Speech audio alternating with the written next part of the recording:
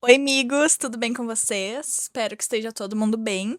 E hoje vamos conversar um pouquinho sobre a minha duologia favorita da vida.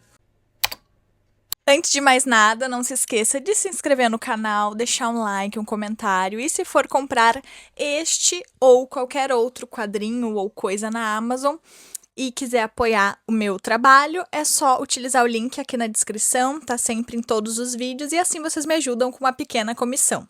Uma das minhas promessas para 2025 era ler a continuação do meu quadrinho favorito, que é Minha Coisa Favorita é Monstro. Este é o volume 1, livro 1.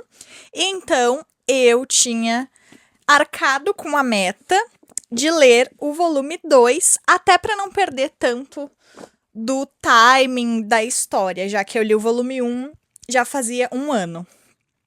E eu terminei ontem e quero conversar um pouquinho com vocês, então, a respeito do livro 2. Esse é um quadrinho, primeiramente, publicado pela editora Quadrinhos na Cia, que é um selo da Companhia das Letras.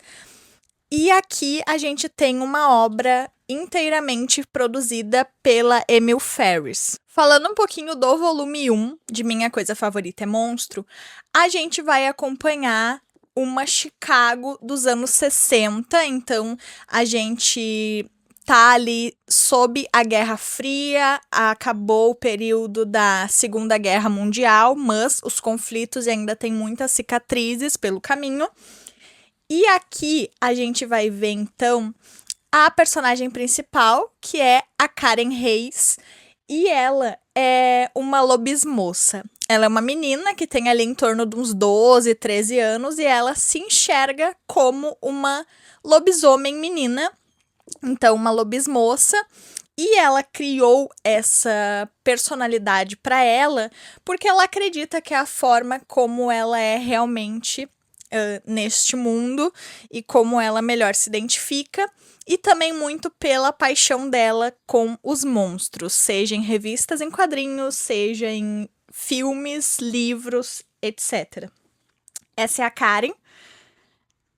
E aqui neste primeiro volume a gente vai ter uma história muito focada na vida da Karen com a mãe e o irmão mais velho, que é o DZ.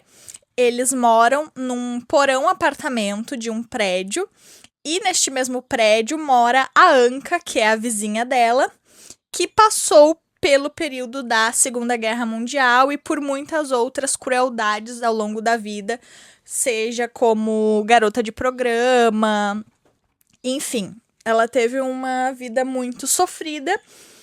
E aí, a Anka tinha uma relação muito próxima com a Karen, de amizade e de contato, até que um dia a Anka é encontrada morta no seu apartamento com um tiro no peito. A polícia acaba achando que foi um suicídio, mas tem umas provas ali de mudança de corpo pós-morte. E a Karen, que é uma investigadora, ela se propõe a descobrir esse mistério em volta da morte da vizinha, porque ela não acredita na opção de suicídio. Então ela se habilita a investigar o caso e descobrir de fato quem assassinou a Anka e quais as razões por trás disso. Esse volume 1 é muito, muito, muito especial para mim. É um quadrinho que me toca profundamente e ele tem muitas questões sobre identidade, gênero, sexualidade e sobre a vivência em si mesmo e as autodescobertas a respeito de como tu te sente, como isso se molda de acordo com a vida que tu leva, o fato de não se sentir totalmente integrado em uma parte da sociedade ou de não ser como as pessoas esperam que tu seja. É um quadrinho que eu acho muito, muito, muito lindo e eu não sei, eu amo muito, de verdade. E aí, então, eu finalizei a sequência. Essa é uma HQ muito premiada e com toda razão, porque ela é muito bonita esteticamente. Enfim, eu vou passar as imagens para vocês vão ver. É a arte mais bonita que eu já vi e já tive contato, tá? A autora, ela tem muitas camadas no traço dela, então ela consegue fazer algo mais simples, num traçado apenas de lápis, mas a grande parte do livro é toda feita em caneta esferográfica Bic e com moldes de um caderno. Então a gente vai ter aqui como se fosse um caderno pautado, que foi onde a Emil Ferris escreveu a história, e também porque a gente acompanha a narrativa do ponto de vista da Karen e no diário que ela escreve e desenha, então, para traçar as investigações e os acontecimentos da vida dela.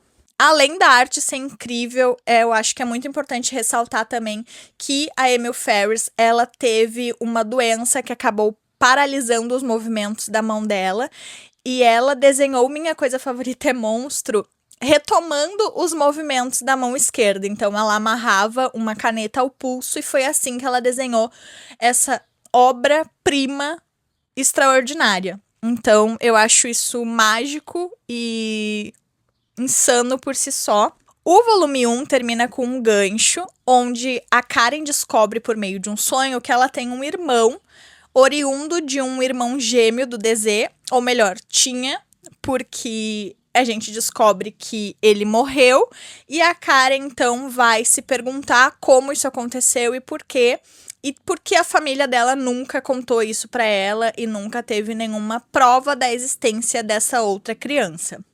Então, nesse volume 2, a gente vai acompanhar o desenrolar dessa história do Victor, que é o irmão gêmeo do DZ, que a Karen nunca teve contato e não sabia da existência. E a gente descobre que o DZ, em meio a uma relação muito conturbada com o pai deles, acabou em um acidente matando o irmão dele, o Victor. E como forma de tentar diminuir a dor, enfim, amenizar esse ato, a família opta por esconder e fingir que o Victor nunca existiu. E ele acaba, por vezes, atormentando a Karen nos pesadelos dela, e principalmente quando a narrativa toma um fator maior de medo e circunstâncias pelas quais a Karen enfrenta. Ao longo desse volume 2, a gente vai ver, então, a relação da Karen com o DZ, que se torna muito mais forte e íntima, porque a mãe da Karen faleceu de câncer, então eles precisam se reestruturar juntos, e eles são uma família americana com descendência mexicana, se eu não me engano. Então, eles não são vistos com bons olhos pela sociedade da época, e também por serem de uma classe mais pobre. E o DZ ainda tem o combo de ser uma espécie de integrante de gangue. A gente vê que ele é obrigado a fazer parte dessa gangue e realizar os trabalhos braçais por conta de todo esse passado que a família dele tinha e do pai dele e todas essas circunstâncias que acometeram a família Reis. A Karen, ainda no desenrolar do assassinato/suicídio da Anka, que era a vizinha dela, nesse primeiro volume a gente vê que a Karen descobriu muitas fitas que a Anka gravou em entrevistas que foi feita por conta do passado dela. E aí a Karen tenta desvendar por meio das fitas mais provas de quem teria matado a Anka. E a gente vê uma espécie de desfecho nesse volume 2 a respeito disso. Mas a história é muito mais focada. A gente vai ter ali uma retrospectiva ali e continuação com cenas bem fortes de campos de concentração, enfim, sob a perspectiva da Anka. Mas a gente se concentra muito mais na Karen, nas amizades que ela constrói, no relacionamento dela amoroso, que se descobre uma menina lésbica, e no relacionamento dela com o irmão mais velho, que é um pouco problemático aos olhos da sociedade, jamais aos olhos dela, e, sobretudo, as lembranças que ela tem da mãe e o enfrentamento desse luto com a mãe que não tá mais aqui, que ao mesmo tempo é um alívio, porque a Karen acredita que a mãe dela, baseado em circunstâncias que elas passaram, não aceitaria ela do jeito que ela é, não aceitaria ela com uma namorada, que é a Shelley, que ela conhece ao longo do quadrinho.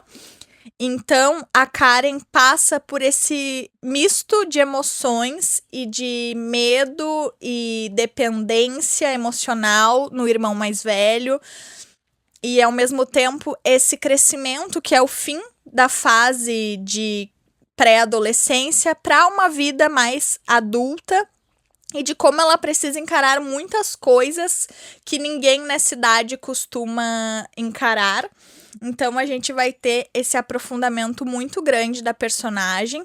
A gente percebe aqui com muito mais clareza o quanto é uma narrativa em primeira pessoa e como de fato é a Karen desenhando todos os acontecimentos que ela escuta, vê, percebe.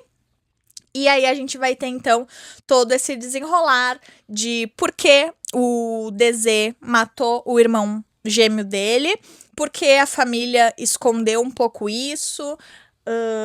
A gente vai ter esse luto da Karen e as memórias dela em lembrança da mãe, o desenvolvimento dela com a Anka também e a tentativa de solucionar o crime.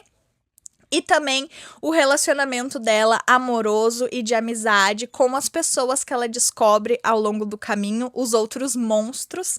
E também falando em monstros, a gente vai ter muito uma questão da Karen com essa visão infantilizada e doída de por que os monstros não morderam a mãe dela para impossibilitar que a mãe dela morresse, né? Que ela voltasse à vida.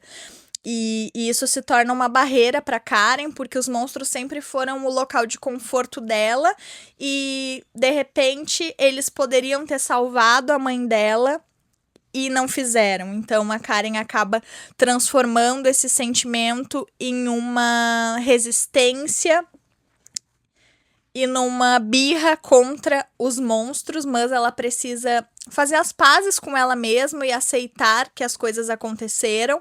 Então a gente vai ter muito esse amadurecimento da personagem. É uma história completamente focada na Karen aqui que a gente vai acompanhar e na amizade dela com o Franklin, que depois se torna Françoise. A gente vai ter muito uma realidade também de identidade, de gênero e de sexualidade, principalmente. É um volume de muitas descobertas, tanto para Karen quanto para os amigos, em como ela lida com tudo isso. E assim, gente, minha coisa favorita é Monstro, tanto um quanto dois. É maravilhoso, eu amo, amo, amo. Aqui atrás fala, inclusive, né, que é a sequência da HQ mais premiada da década no volume final desta saga extraordinária, mas eu tentei pesquisar e não achei, tá? Então eu posso estar louca. Mas eu tenho quase certeza que a Emil Ferris estava fazendo um terceiro volume para que se tornasse uma trilogia oficialmente. E eu entrei no Instagram da autora e há 2 dias atrás ela postou até quadros com tipo a Anka, a Karen e a mãe da Karen, falando que era um outro desenvolvimento ali das duas personalidades que mais tinham proximidade feminina com a Karen. Então, eu acho que vem mais coisa por aí, eu espero muito que venha, porque este é um volume que ele finaliza em si, tá? A gente tem as respostas do primeiro volume, não tão explicativas, até porque tudo é pela visão da Karen, e querendo ou não, ela nunca vai saber de tudo, porque o DZ não conta tudo, ou porque ela não continua as fitas da Anka, então, tipo, cada história tem vários lados, e a Karen nunca vai ter uma certeza absoluta sobre nada. Então, de certa forma, o volume se encerra, sim, com maestria, mas ainda existe margem para uma continuação, uma finalização em uma vida da Karen ao lado do DZ em um lugar longe de Chicago. Então, tô muito feliz de ter concluído essa duologia que eu amo muito, de verdade, assim, eu recomendo para todo mundo. É um quadrinho sobre crescimento, amadurecimento, identidade, força, investigação, monstros e, sobretudo, aprender a se amar. Ao longo desse quadrinho, a Karen tem que aprender a se auto-amar. Então, é um quadrinho que, pra mim, é muito, muito especial e que eu acho que todo mundo tinha que ler, porque é maravilhoso, a arte é incrível e, assim, obrigado, Amy Ferris, por existir e por ter nos contemplado com essa obra de arte. Então é isso, esses foram os meus comentários a respeito de Minha Coisa Favorita é Monstro. Espero que vocês tenham gostado. Um beijo, até o próximo vídeo.